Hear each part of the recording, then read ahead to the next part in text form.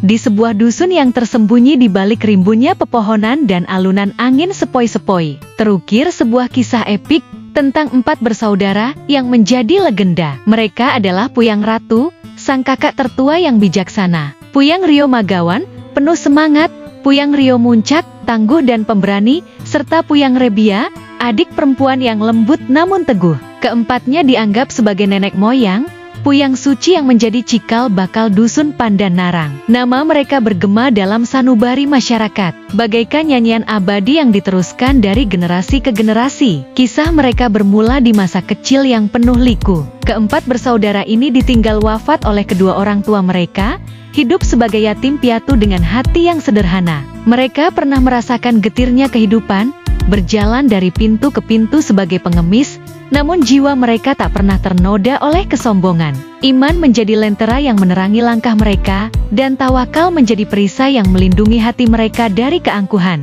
Dengan keikhlasan yang tulus, mereka dianugerahi oleh Sang Maha Kuasa ilmu kebatinan yang mendalam dan kepiawaian dalam pencak silat yang memukau.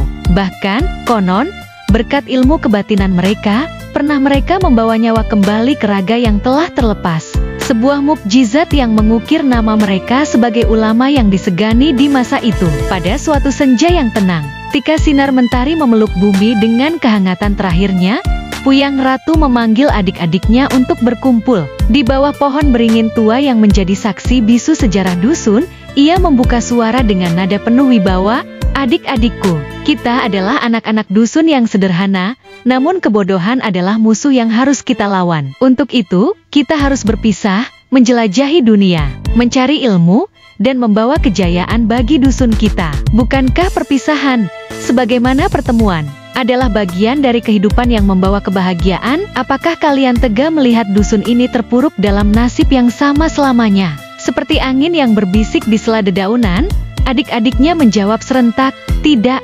Puyang Ratu melanjutkan dengan penuh semangat, "Siapapun di antara kita yang memiliki cita-cita besar, kejarlah, selesaikanlah dengan keberanian, atau kita wujudkan bersama. Bukankah hidup ini bukan hanya untuk kita sendiri, tetapi juga untuk anak cucu, untuk tanah yang kita pijak, dan untuk hamparan hijau yang kita warisi? Tidakkah kalian ingin membangun keluarga, menyuburkan bumi, dan menyebarkan kebaikan?" Hening sejenak menyelimuti Puyang Rio Magawan, dengan suara lembut namun penuh tekad, akhirnya menjawab, "Kakanda, hatiku telah bulat. Aku ingin merantau ke negeri jauh, mencari ilmu dan pengalaman. Jika jodoh menghampiriku, aku tak akan menolak untuk berkeluarga. Aku ingin menjadi orang yang berguna, berjasa, dan meninggalkan jejak kebaikan di tanah rantau." Puyang Rio Muncak menyela dengan penuh api, "Kakanda, hidup di dunia ini haruslah memiliki tujuan yang jelas. Ilmu adalah harta terbesar, dan keberanian adalah pedang yang mempertahankan kehormatan dusun kita. Aku tak akan menghindar dari ikatan keluarga, dan jika takdir mengizinkan, aku ingin membangun kehidupan di tepi Lubuk Buntak, bersama seorang gadis dari keturunan dewa-dewa dusun Gang, menyatukan hati dalam ikatan suci." Puyang Rebia, dengan kelembutan khasnya, menambahkan, "Aku ingin melihat dusun ini bangkit, menjadi tempat yang makmur dan harmoni." "Aku setuju. Kita harus merantau, menambah ilmu, dan membawa kejayaan bagi Pandan Narang." Namun, sebelum rencana perpisahan itu terwujud, badai mengancam. Kabar buruk datang bagaikan petir di siang bolong. Pasukan dari Banten berencana menyerang dusun Pandan Narang. Niat merantau pun tertunda, karena cinta mereka pada dusun lebih besar dari cita-cita pribadi. Bersama tetua dusun, keempat bersaudara menggelar musyawarah. Dengan bijak, mereka memutuskan untuk menghindari pertumpahan darah. "Kita sambut mereka dengan baik, lihat dulu niat mereka," kata Puyang Ratu, menegaskan sikap arifnya. Ketika utusan pasukan Banten tiba, Puyang Ratu menyambut mereka dengan penuh sopan santun, seolah tak tahu maksud kedatangan mereka. Dengan senyum ramah, ia bertanya, "Tuan-tuan, siapakah gerangan? Dan apa tujuan ke dusun kami yang sederhana ini?" Utusan itu menjawab dengan nada congkak, "Kami dari Banten, mencari tanah makmur untuk anak cucu kami. Serahkan kekuasaan dusun ini kepada kami." Adik-adik Puyang Ratu mulai bergolak amarahnya, siap melayangkan tinju, namun Puyang Ratu menahannya dengan kebijaksanaan. "Betapapun jahatnya mereka, mereka adalah tamu kita. bisiknya, menenangkan hati adik-adiknya. Dengan penuh keramahan, mereka menjamu utusan musuh itu. 3 ekor kerbau disembelih, hidangan lezat tersaji, dan suasana penuh tawa tercipta, seolah tak ada permusuhan. Saat perwira musuh ingin merokok, mereka meminta api. Puyang Ratu memerintahkan Rio Muncak untuk mengambilnya. Dengan tenang, Rio Muncak berjalan ke tungku, mengambil bara api yang membara, dan membawanya di telapak tangannya tanpa sedikit pun goresan luka. Utusan musuh terperangah, wajah mereka pucat bagai kambing yang terseret ke air.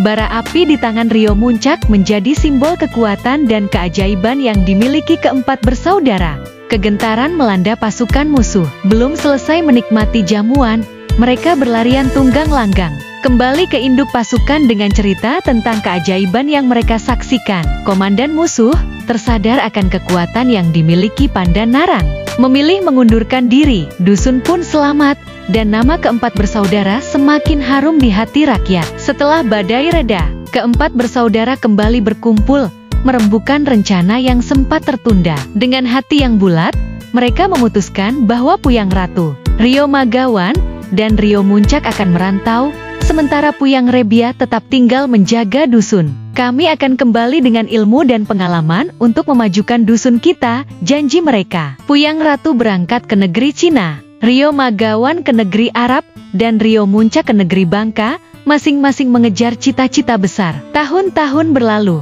dan ketiganya kembali dengan hati yang kaya akan ilmu dan pengalaman. Rakyat menyambut mereka dengan penuh hormat, dan keempat bersaudara diangkat sebagai tetua dusun. Puyang Ratu menjadi ketua dusun Pandan, Rio Muncak memimpin dusun Narang, dan Rio Magawan menjadi penghulu dusun Bajur. Di bawah kepemimpinan mereka, dusun-dusun itu berkembang pesat, rakyat hidup sejahtera, dan harmoni tercipta. Namun, visi mereka tak berhenti di situ. Dengan semangat menyatukan kekuatan, mereka mengusulkan penyatuan 3 dusun menjadi sebuah kerajaan. Rakyat menyambut ide itu dengan antusias. Dalam musyawarah besar, Puyang Ratu dinobatkan sebagai raja pertama kerajaan Pandan Narang, Rio Muncak sebagai wakilnya, Rio Magawan sebagai panglima, dan Puyang Rebia sebagai bendahara negara. Di bawah kepemimpinan mereka, kerajaan Pandan Narang menjadi mercusuar kemakmuran dan kedamaian, disegani oleh kerajaan-kerajaan tetangga. Hingga akhir hayat mereka,